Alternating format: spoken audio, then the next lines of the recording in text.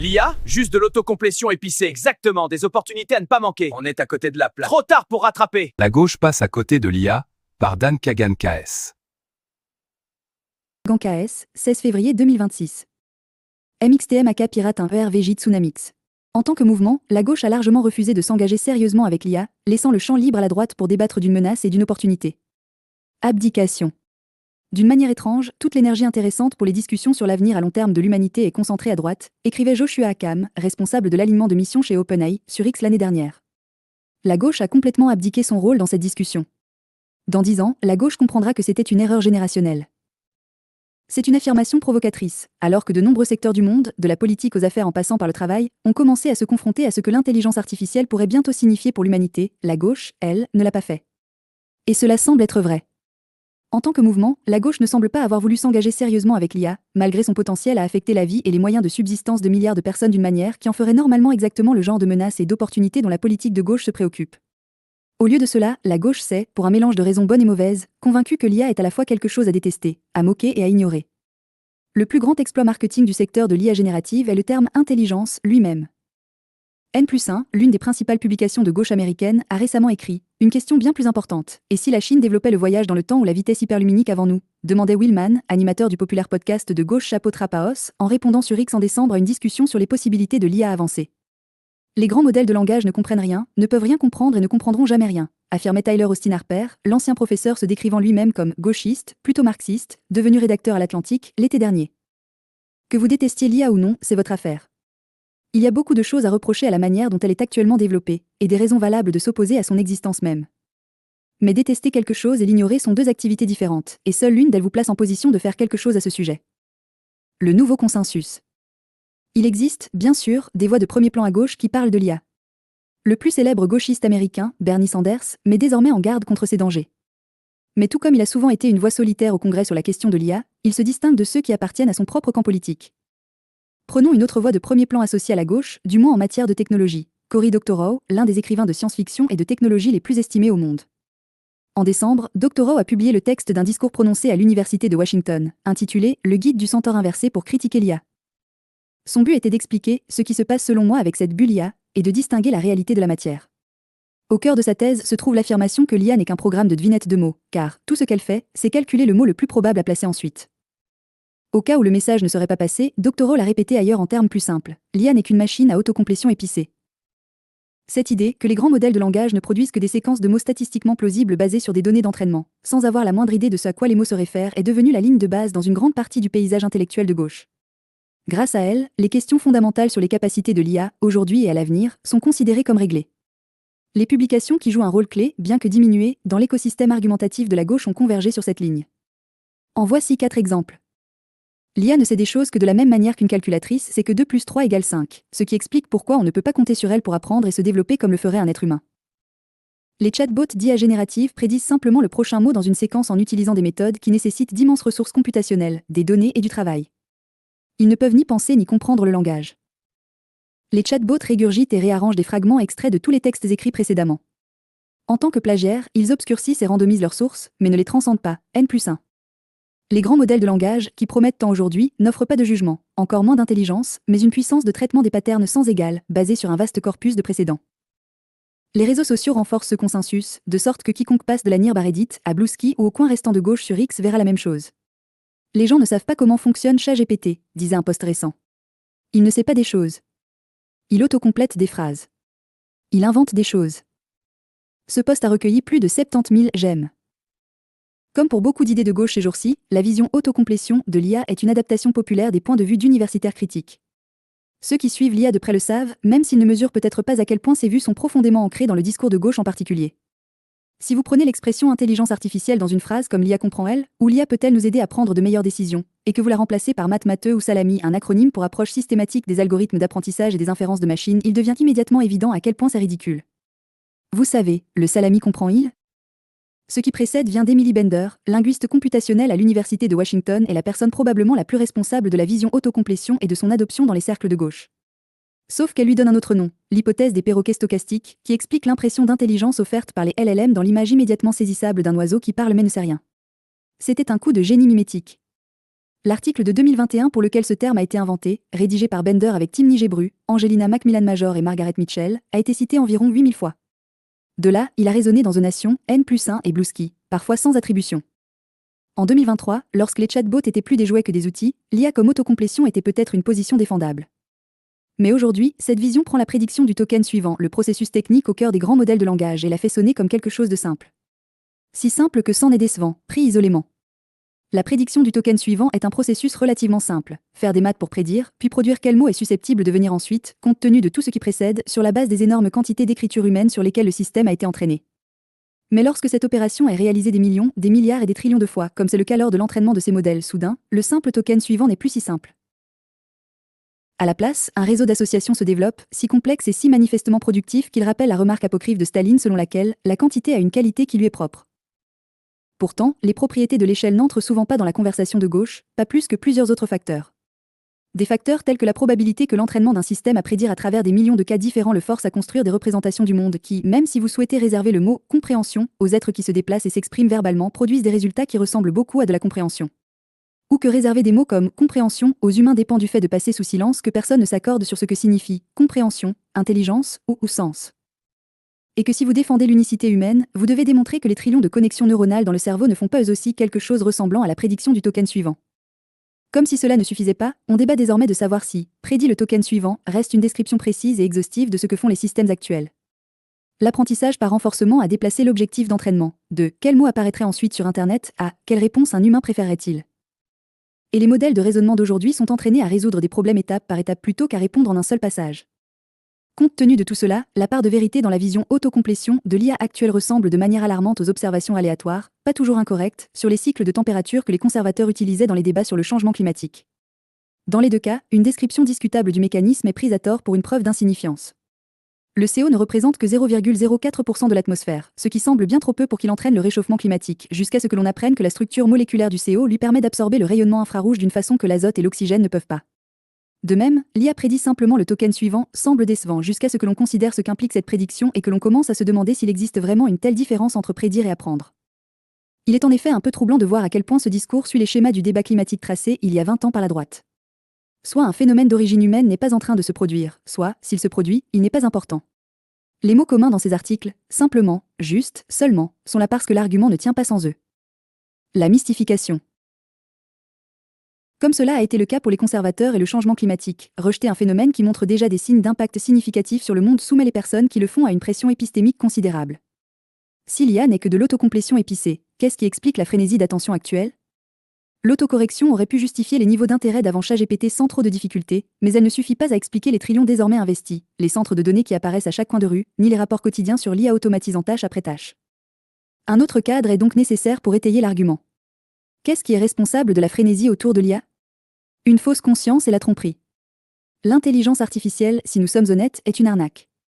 Un produit qu'on vous vend pour remplir les poches de quelqu'un, écrivent Bender et Alexana dans leur livre Icon, publié en 2025 et accueilli avec gratitude dans les milieux littéraires et intellectuels. Dans cette vision, l'argent et l'attention qui affluent vers l'IA ne reflètent rien de réel. Ils ne sont que l'arnaque en action. Cette conviction est reprise dans l'essai de Dr. Rao. Pour lui, les PDG de la tech sont des bonimenteurs qui cherchent à attirer toujours plus d'investissements dans leur pyramide de Ponzi. L'objectif principal est de garder le marché convaincu que votre entreprise va continuer à croître, et de rester convaincu jusqu'à ce que la prochaine bulle arrive, écrit-il. Bien sûr, les augmentations annuelles de 5 à 10 fois des revenus des laboratoires d'IA, le fait que ChatGPT ait été la technologie grand public adoptée le plus rapidement de l'histoire, et le fait que « grand public » est un autre mot pour « personne ordinaire » et non pour « magnate », nul par ces faits n'entre dans le tableau. Ce qui reste est une vision du capitalisme, non pas comme un système qui peut injustement externaliser les préjudices ou comme un système négatif dans l'ensemble, mais comme un système essentiellement factice. Cette impression est renforcée par la manière bizarre dont la question de l'IA qui prend les emplois humains apparaît dans ces discussions. La gauche déteste les PDG de la tech et c'est qu'ils cherchent à nuire aux travailleurs ordinaires. Mais la gauche pense aussi que ces PDG sont des idiots et ne peuvent pas réellement y parvenir. Ainsi, Dr. Rao affirme que les patrons licencient massivement des travailleurs productifs pour les remplacer par une IA bancale. Et quand l'IA bancale aura disparu, personne ne sera en mesure de retrouver et de réembaucher la plupart de ces travailleurs. Nous allons passer de systèmes d'IA dysfonctionnels à rien. Ou, selon les mots de Bender et Anna, l'IA ne va pas remplacer votre emploi, mais elle va rendre votre emploi bien plus pénible. Le tableau est pratiquement cubiste. La direction essaie de combler votre poste avec quelque chose qui n'est pas réel et qui ne peut pas le faire. Des raisons légitimes d'être sceptique. C'est précisément à ce point déconcertant qu'entrent en jeu certaines raisons compréhensibles de scepticisme. Il n'est pas comme si le monde de la tech n'avait pas déjà dépensé des milliards de dollars dans des technologies douteuses. Matt Bruenig, l'auteur de gauche, fondateur du People's Policy Project et quelqu'un qui ne partage pas la vision autocomplétion de l'IA, a expliqué ses raisons avec empathie dans un email. Le secteur tech a un problème de crédibilité parce que dans la décennie ou à peu près avant les LLM, écrit-il, il semblait principalement obsédé par la blockchain et les crypto-monnaies, qui semblent être complètement inutiles, du moins en termes de production. Il est difficile de contredire cela.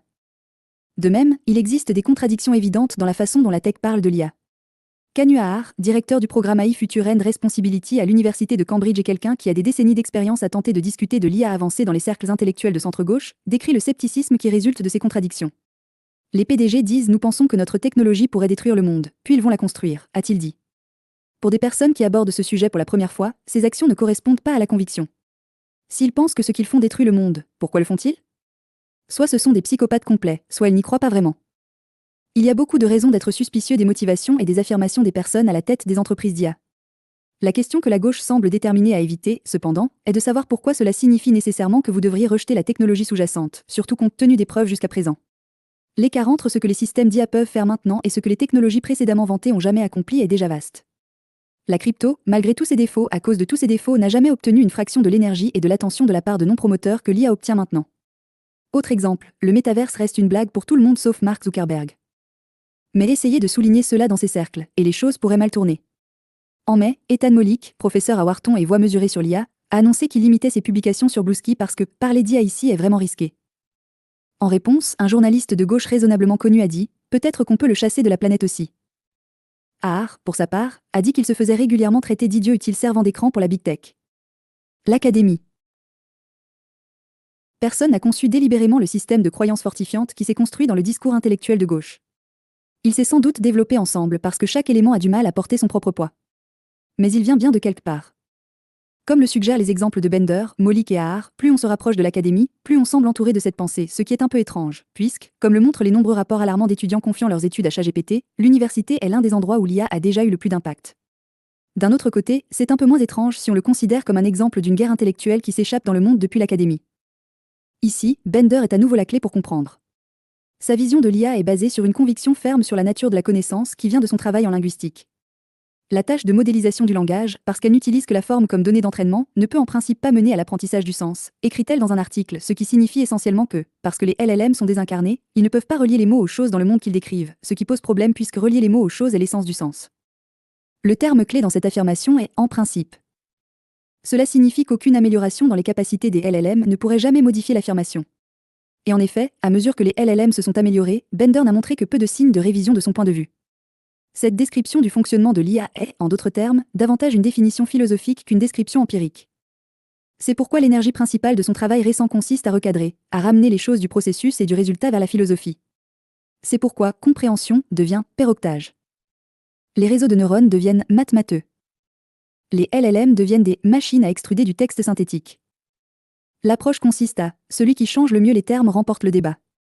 Et Bender a, à bien des égards, réussi à le faire.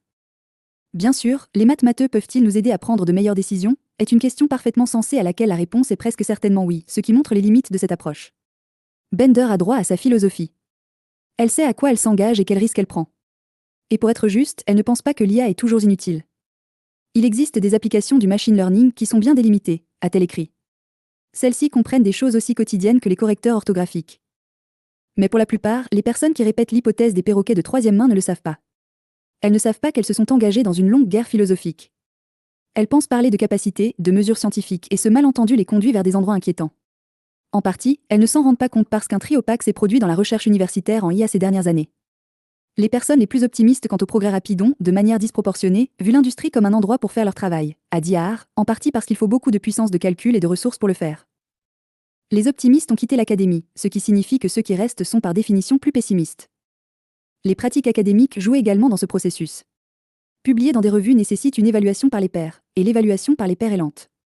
Comme l'a dit V. Moskowitz, qui rédige peut-être la newsletter la plus exhaustive au monde sur l'IA, personne dans l'académie réelle ne peut adhérer à ces normes et réellement participer à la conversation, parce qu'au moment où vous publiez, tout ce que vous essayez de dire est hors sujet. Une génération ou deux derrière la pointe. Une autre incitation pour les chercheurs à partir vers l'industrie. Cette scission d'un domaine qui aurait autrefois été contraint de coexister a probablement rendu l'industrie trop optimiste quant au rythme du progrès, et l'académie trop sceptique. Cela fausse ensuite ce qu'entendent les personnes qui écoutent l'académie mais pas l'industrie. Et presque tous ceux qui ont cette tendance aujourd'hui sont à gauche. Ils n'entendent que les sceptiques, inconscients que de vraies sciences se font aussi dans les laboratoires d'IA, des recherches menées par des chercheurs titulaires d'un doctorat auquel ils feraient confiance s'ils siégeaient dans un bureau de faculté. Les exceptions et la droite. Combien de temps cette situation peut-elle durer? L'exemple du changement climatique montre que de telles attitudes peuvent persister assez longtemps dans un groupe marginal qui leur est dévoué. Il vaut donc peut-être mieux se demander combien de temps ces attitudes continueront à se propager en dehors de ce groupe. Sur ce point, les perspectives sont plus favorables. La détresse épistémique n'est pas toute l'histoire du monde de centre-gauche. Bien qu'on puisse parfois entendre des perroquets cactés en arrière-plan, les publications généralistes de centre-gauche qui ont tendance à avoir New York dans leur nom, le New Yorker, New York Magazine et le New York Times, par exemple, sont beaucoup plus disposées à envisager un large éventail de points de vue sur ce qui se passe avec l'IA. Et l'IA entre dans les discussions électorales de gauche de manière significative. L'administration Biden a pris l'IA au sérieux dans ces dernières années. Bernie Sanders est soudainement affolé. Malgré l'importance extraordinaire de cette question et la vitesse à laquelle elle progresse, l'IA fait l'objet de beaucoup trop peu de discussions au Congrès, a-t-il écrit récemment dans The Guardian. En ce moment, il y a un manque étonnant de discours politique sur quelque chose qui sera une priorité très élevée plus tard, a déclaré un conseiller de Sanders et fondateur de More Perfect Union à Axios cet automne. Un stratège pour Zoran Mandani a déclaré que chaque candidat devrait adopter une vision agressive sur la régulation de l'IA. Dans l'ensemble, donc, et de manière rafraîchissante compte tenu du faible regard porté aux politiciens ces jours-ci, les politiciens de centre-gauche sont en meilleure position sur le « prenez l'IA au sérieux, s'il vous plaît » que les intellectuels. Alex Bohr, membre de l'Assemblée de l'État de New York qui se présente au Congrès sur un programme axé sur la régulation de l'IA, l'attribue au contact quotidien avec le public. Lorsque les gens l'approchent maintenant, il entend des inquiétudes sur les capacités de l'IA, pas du rejet. Nous l'entendons de nos électeurs. C'est une préoccupation qui me revient, a-t-il dit. Quand vous voyez les choses évoluer rapidement, quand vous voyez vos voisins être touchés, notre travail est d'agir. Cela est passé très, très rapidement du théorique au réel. Pourtant, malgré la vigilance relative des milieux politiques, il est difficile d'échapper à l'impression que la droite est plus attentive à la fois aux opportunités et aux dangers de l'IA. Cela ne signifie pas qu'ils sont les maîtres d'une sage politique en matière d'IA. Les accélérationnistes et les industrialistes influents dans l'administration actuelle montrent que c'est souvent alarmement le contraire. Cela signifie simplement qu'entre eux et l'aile antithèque de Steve Bannon, plus ou moins l'intégralité du mouvement s'accorde sur le fait que l'IA n'est pas une technologie factice. Un signe révélateur, les magazines intellectuels conservateurs se portent mieux que leurs homologues de gauche, combinant généralement une compréhension raisonnablement précise de la technologie avec des préoccupations concernant les coûts sociaux, chose absente de presque toute la gauche, un certain espoir quant à ce que l'IA pourrait signifier pour l'humanité. Voyez ceci dans Commentary. À mesure que nous apprendrons à vivre avec l'IA, je crois que nous deviendrons plus à l'aise avec l'idée que ces modèles pensent. Après tout, les LLM s'améliorent constamment. Ou dans American Affairs, l'IA peut servir de puissant multiplicateur de force pour une intelligence native bien développée, ou comme substitut à son développement en premier lieu. Et il n'y a vraiment rien à gauche qui se rapproche de la profondeur philosophique avec laquelle le New Atlantis a abordé l'IA ces dernières années. Coûts et occasions manquées. Les coûts du monde intellectuel de gauche qui ne prend pas l'IA au sérieux sont nombreux et seront payés par de nombreux secteurs, la gauche étant en première ligne. Comme l'a formulé Akam, quand il y a un grand problème qui sera au premier plan pour tout le monde dans une décennie, celui qui arrive en premier au grand problème fixe toutes les règles de la discussion et du débat à son sujet. En politique, c'est une erreur de rester à l'écart. Plus concrètement, ne pas prendre l'IA au sérieux pourrait aveugler la gauche à ses utilisations politiques. Une préoccupation possible pourrait être que la gauche s'abstienne d'utiliser les outils quand la droite ne le fait pas en politique, en campagne, en politique publique, s'inquiétait Brunig. Il y a déjà des données allant dans ce sens. 44% des consultants politiques républicains utilisent l'IA dans leur travail quotidiennement, contre 28% des consultants démocrates, selon l'American Association of Political Consultants. Il y a ensuite les coûts au-delà de la gauche, les coûts pour le public et pour les politiques publiques. La position actuelle de la gauche conduit à se concentrer non pas sur la gestion de l'IA par une réglementation sage ou en s'y préparant, mais sur le fait de faire éclater la bulle économique, qui est ici un fait acquis de l'histoire et non une possibilité future. Après tout, si l'IA est factice, il n'y a rien à faire sauf dissiper le mythe qu'elle est réelle. Et parfois, même cela n'est pas nécessaire. La bulle se dégonflera d'elle-même. Le développement de l'IA s'arrête déjà. La bulle IA va éclater, écrit N+1. Le rythme vertigineux d'amélioration des technologies, déjà en train de ralentir avec la sortie de GPT-5, va stagner. Cet inspirant appel à la non-action a été publié à l'automne 2025. Autrement dit, quelques semaines avant la sortie des 3 modèles Gemini 3, GPT 5.1 et Opus 4.5, qui ont fait passer une IA capable de changer la vie quotidienne du futur au présent. Puisqu'il faut le dire, il est tout à fait possible qu'un effondrement de bulles se produise, mais même cela n'arrêtera probablement pas le développement de l'IA. Il n'est donc probablement pas idéal que, juste avant ce qui pourrait ou non être le moment de la plus grande dépossession d'emploi de l'histoire, ou de la dépossession démocratique, ou pire ou mieux, une partie du groupe historiquement le plus préoccupé par de telles choses se bouche les oreilles. Que devrait-il faire à la place ? Il y a un immense espace ouvert pour des contributions de gauche à la définition des futurs proches et lointains. Ces questions méritent davantage un autre essai, mais il vaut la peine d'en évoquer quelques-unes, dans l'ordre du plus concret au plus exotique. Sur l'avenir proche, Dean W. Ball, jusqu'à récemment l'un des principaux rédacteurs de politique d'IA de la Maison-Blanche, est catégorique. En ne prenant pas les capacités de l'IA au sérieux, la gauche va manquer des moyens importants d'améliorer le gouvernement. La persuasion de gauche nécessite un État qui soit bon à faire les choses, a-t-il dit. Si j'étais à gauche, la première chose que je ferais serait de demander comment pouvons-nous utiliser cela pour massivement améliorer la capacité de l'État et développer massivement la capacité du gouvernement à fournir des services publics aux citoyens? Bor pense que l'IA offre une opportunité d'accélérer la transition des États-Unis vers une énergie plus propre. Nous avons désespérément besoin de moderniser notre réseau électrique, a-t-il dit. Maintenant, nous avons un système où vous avez fondamentalement un capital privé illimité prêt à investir dans notre réseau électrique, mais les incitations actuelles sont de mettre en service ou d'acheter de l'énergie privée provenant de vieilles centrales au charbon ou au pétrole, parce qu'il est simplement plus rapide d'obtenir l'approbation pour cela que de connecter une source renouvelable. Quant au futur lointain ou plus exotique, quelle est la meilleure forme à donner à un revenu universel de base s'il s'avère nécessaire? Et s'il était souhaité? Des traités peuvent-ils être conçus pour ralentir une course à la superintelligence et réduire le risque d'une catastrophe? Quelle est la vision éthique du posthumanisme? Presque personne à gauche n'examine ces questions d'une manière qui mérite qu'on l'approuve ou qu'on la conteste. Aaron Bastani, le journaliste britannique d'extrême gauche, est une exception. Son livre de 2019, Fully Automated Luxury Communism, envisage les façons dont le développement technologique pourrait éventuellement abolir la rareté matérielle et libérer l'humanité du labeur. La revendication serait une semaine de travail de 10 ou 12 heures, un salaire social garanti, un logement universellement garanti, l'éducation, les soins de santé, et ainsi de suite, a-t-il dit en 2015. Loin de révéler un asservissement au capitalisme, ces attitudes reflètent une croyance dans le pouvoir industriel qui remonte jusqu'à Karl Marx. Mais qui écoute? Au lieu de cela, on a parfois le sentiment troublant d'observer des fantômes, des personnes si peu préparées à l'avenir parce qu'elles étaient si certaines de le connaître, qu'elles en étaient déjà sorties. Ce qui tempère ce sentiment, c'est quelque chose que les observateurs de l'IA consultés ici ont tous souligné. Il n'est pas encore trop tard pour changer de cap. Combien de temps reste-t-il? Qui sait? Ball, qui ne croit pas que l'IA représente un risque fort pour la civilisation humaine, pense qu'il y aura toujours le temps de rattraper. Moskowitz, qui y croit, a dit « Je ne pense pas qu'il soit trop tard.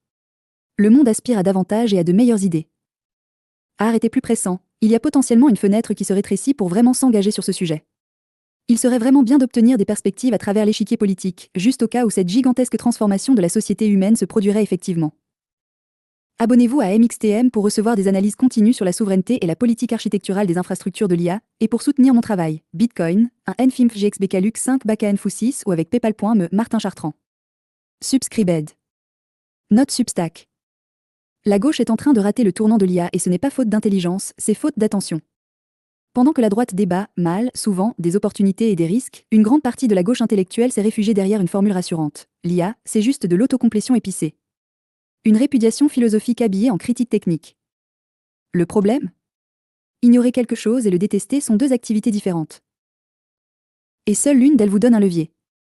Régulation intelligente, capacité d'État, transition énergétique, revenu universel, posthumanisme, autant de chantiers où la gauche devrait être aux avant-postes. Elle est aux abonnés absents. Il n'est peut-être pas trop tard. Mais la fenêtre se rétrécit. La gauche traite l'IA de simple autocomplétion exactement comme la droite traitait le CO de 0,04% de l'atmosphère. Dans les deux cas, une description partielle du mécanisme utilisé comme preuve d'insignifiance. Résultat, la droite fixe les règles du débat. Encore.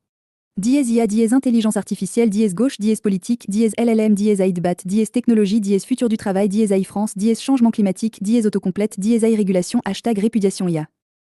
https://claude.ai/911-5A4B8-C943-CB6-4C9-4-5-6D3 à 4-5.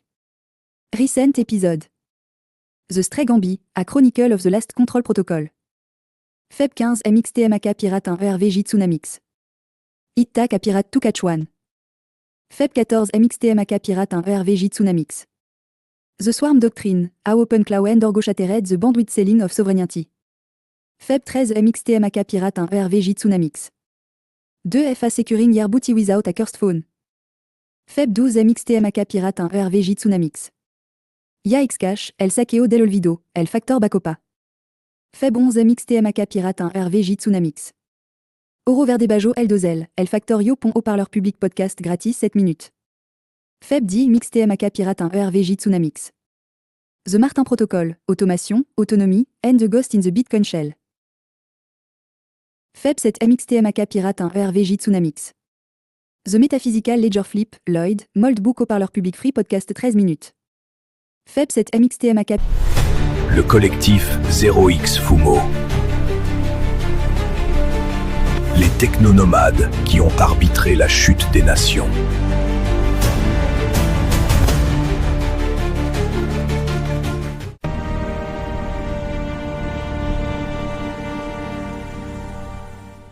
Le protocole du silence et l'homme inénarrable.